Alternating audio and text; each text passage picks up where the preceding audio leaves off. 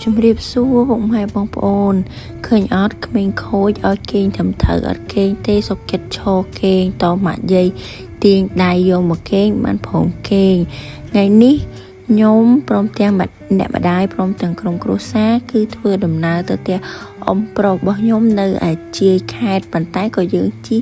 ឆ្លងកាត់នៅទីរួមខេត្តតាកែវផងដែរទីរួមខេត្តតាកែវខេត្តរបស់ខ្ញុំនេះគឺជាស្រុកកំណើតដែលស្រស់ស្អាតអនាម័យគ្មានសម្រាមទេបងស្រស់ស្អាតមែនតើគឺលោកច្បាយខេត្តលោករៀបចំបានត្រឹមត្រូវស្អាតមានសណ្ដាប់ធ្នាប់ពេលដែលកំពុងជិះនោះគឺឃើញទៅដោយស្តង់ដែលគេតាំងពីពណ៌នៅបន្លែផ្លែឈើធម្មជាតិខ្មែរយើងហើយនេះគឺជាតាមដងផ្លូវទៅតាមភូមិបងទាំងអស់គ្នាអ្នកទីរួមខេត្តតាកែវគឺសបោទឹកប្រើចំពោះស្រែគឺគាត់ធ្វើទាំងប្រាំងទាំងពុសាតែម្ដងហើយអ្នកធ្វើស្រែចំគឺគាត់ប្រមូលផលបានល្អមែនតែនសម្រាប់ផ្លូវផ្ទះអ៊ំប្រុសរបស់ខ្ញុំគឺយើងចូលទៅពិបាកតិចហើយសម្រាប់ខែវស្សាពុកម៉ែបងប្អូនគឺរៀងអាលាក់បន្តិចតួចបងប្អូនដឹងហើយខ្សែចំការរបស់យើងមិនសូវមានល្អហ្មងទេ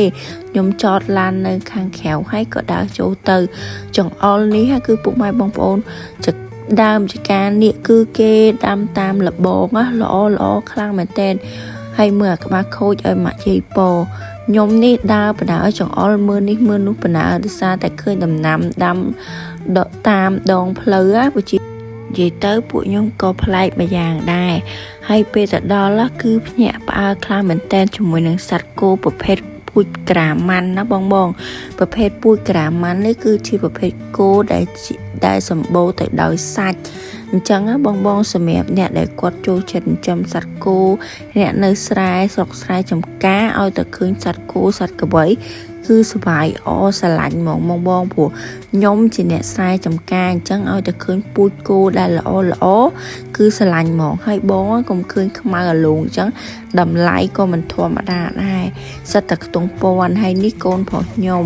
បន្ទាប់ពីមើលគោលេងគោនិយាយលេងហើយក៏យើងរៀបចំដំណើរត្រឡប់មកផ្ទះវិញចេញដំណើរមកផ្ទះវិញអញ្ចឹងណាបងទេសភាពនៅតាមផ្លូវវាស្រែគឺស្អាតខ្លាំងមែនតើនៅខាងក្រៅខៀវល្ងិតស្អាតហ្មងពុកម៉ែបងប្អូនស្រាប់តាមមកដល់ផ្ទះអ្នកម្ដាយតូចរបស់ខ្ញុំរៀបចំធ្វើម្ហូបគាត់ធ្វើម្ហូបឲ្យខ្ញុំ